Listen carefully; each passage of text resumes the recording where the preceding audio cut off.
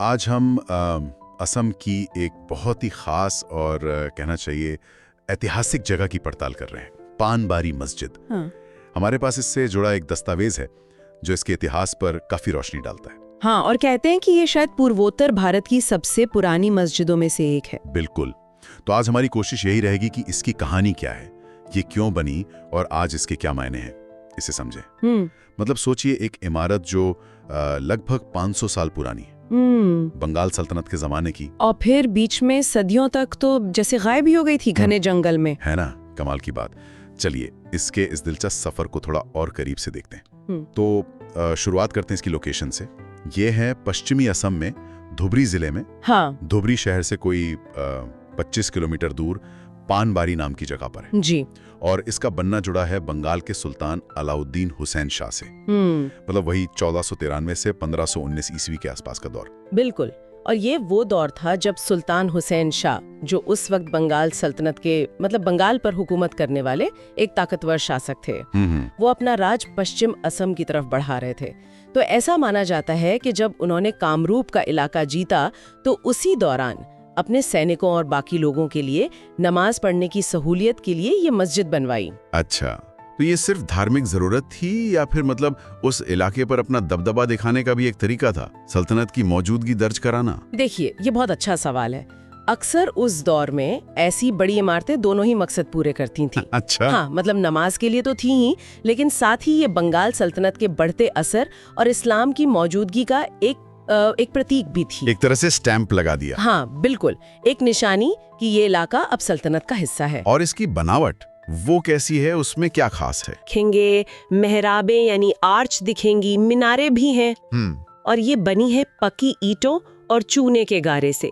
ये उस वक्त बंगाल की जो इमारतें बनती थीं उनमें काफी आम था। अच्छा। इसमें 3 गुंबद है, बीच वाला थोड़ा बड़ा है दूसरों से, और अंदर जो प्रार्थना हॉल है उसमें दीवार में मेहराब बनी है। मेहराब यानी वो जगह जो मक्का की दिशा बताती है? जी हाँ, बिल्कुल वही, नमाज के लिए किबला की सिमत। तो ये बनावट भी अपने आप में एक कहानी कह रही है, बंगाल और असम के उस वक्त के कनेक्शन की। निश्चित रूप से ये डिजाइन दिखाता है कि बंगाल सल्तनत का आर्किटेक्चरल स्टाइल कैसे असम तक पहुंचा। लेकिन इससे भी ज्यादा जो हैरान करने वाली बात है वो शायद इसका गायब हो जाना है। गायब हो जाना? हाँ, मतलब कई 100 सालों तक ये मस्जिद घने जंगल, पेड़ पौधों, झाड़ियों के नीचे ऐसी दबी रही कि किसी को पता ही नहीं था। बाप रे, इतिहास का एक पूरा चैप्टर जंगल में छिपा रहा। तो फिर ये दोबारा मिली कैसे?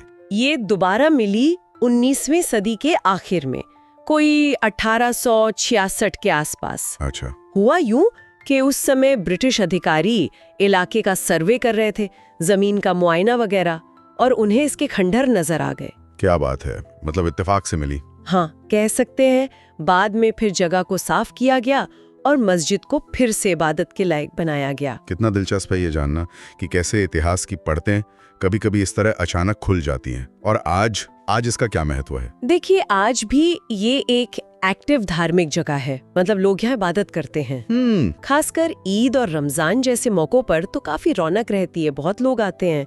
और इससे मतलब बंगाल के रास्ते असम में इस्लाम के शुरुआती दौर का एक अहम सिंबल माना जाता है। क्या इससे जुड़ी कुछ लोक कथाएं या किंवदंतियां भी हैं, कुछ कहानियां? हाँ, कुछ स्थानीय मान्यताएं और कहानियां भी जुड़ी हैं इससे।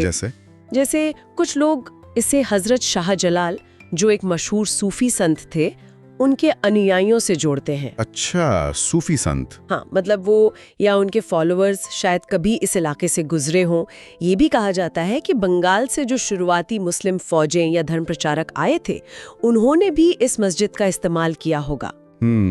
तो ये किंवदंतियां भी उसी दौर की तरफ इशारा कर रही हैं। बिल्कुल, कहीं ना कहीं ये सब उसी बंगाल के प्रभाव और शुरुआती संपर्कों की तरफ इशारा करती है। और आजकल इसकी देखरेख कौन करता है? इसकी हालत कैसी है? फिलहाल तो इसका रख रखाव जो वहाँ का लोकल मुस्लिम समुदाय है वही मिलकर करता है। ये एक प्रोटेक्टेड साइट भी है, मतलब संरक्षित ऐतिहासिक स्थल। अच्छा। हाँ, और असम की जो इस्लामी सांस्कृतिक विरासत है उसका एक जरूरी हिस्सा मानी जाती है।